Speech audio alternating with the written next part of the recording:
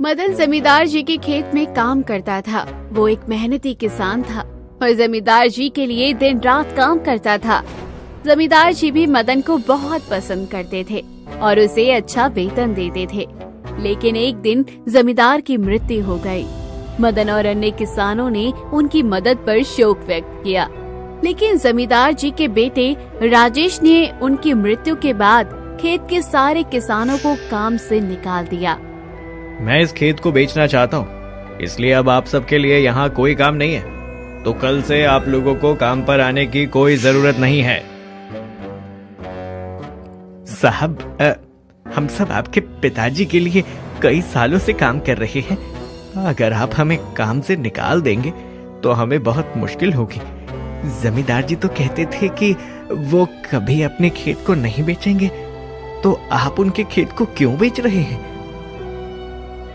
देखो मदन, तुम मेरे पिताजी के खेत में काम करने वाले एक छोटे से किसान थे, तो तुम्हें मेरे निजी मामलों में बोलने का कोई हक नहीं है। जब तक पिताजी जीवित थे तब तक उनका जो निर्णय था हमने मान लिया, लेकिन अब हमें गांव में नहीं रहना है, और अगर हम गांव में नहीं रहेंगे तो खेत की देखभाल भी नहीं कर पाएंगे। इसलिए अब हम खेत को बेच रहे हैं।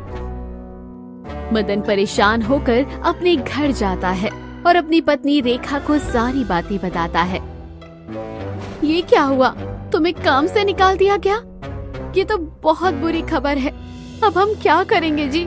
हमारे पास तो काम का कोई और भी साधन नहीं है। जमींदार जी के खेत में काम करके हमारा थोड़ा बहुत खर्चा चल रहा था। तुम ठीक कह रही हो रेखा, लेकिन अब किया भी क्या जा सकता है? मुझे तो कुछ और ही काम ढूंढना होगा, लेकिन मुझे इस गांव में तो काम मिलने से रहा। काम ढूंढने के लिए मुझे शहर ही जाना होगा। क्या?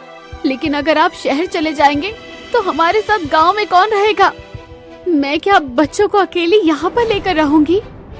हाँ रेखा, तुम्हें यहाँ पर बच्चों के साथ ही रहना होगा, क्योंकि मैं तुम लोगों को लेकर शहर नहीं जा सकता। वहां पर तो हमारे रहने का कोई ठिकाना भी नहीं होगा। बस मुझे वहां पर काम मिल जाए तो मैं वहां पर जैसे तैसे रह लूंगा और हर महीने तुम्हें पैसे भेज दिया करूंगा।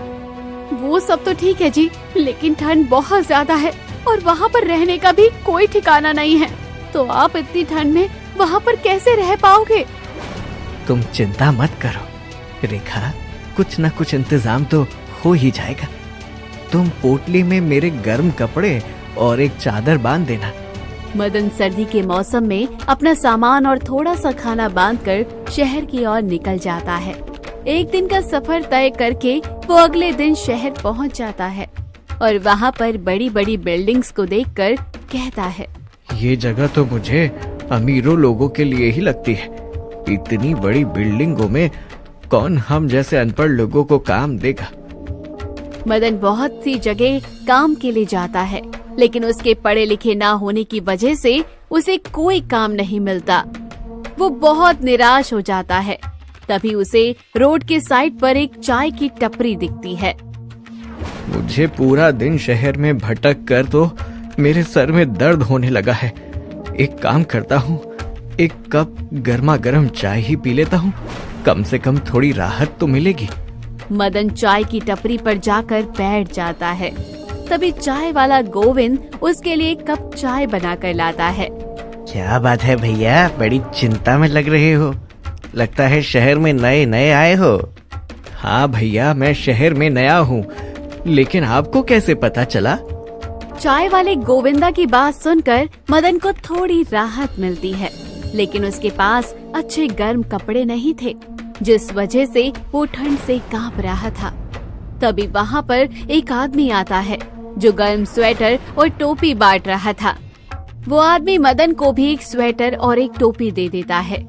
मदन को वो स्वेटर और टोपी पहनकर ठंड से बचाव महसूस होने लगता है। तभी चाय वाले की दुकान पर एक और आदमी आता है जिसके कपड़े बहुत ही गंदे थे। पूरे कपड़ों पर धूल मिट्टी लगी हुई थी। अरे गोविंद भाई, जरा जल्दी से एक कप गर्मा गर्म कड़क चाय पिला दो। इतनी ठंड में पूरा दिन मजदूरी करके मेरा तो शरीर ही अकड़ गया। अरे तुम बैठो भाई, मैं अभी तुम्हारे लिए चाय लेकर आता हूँ।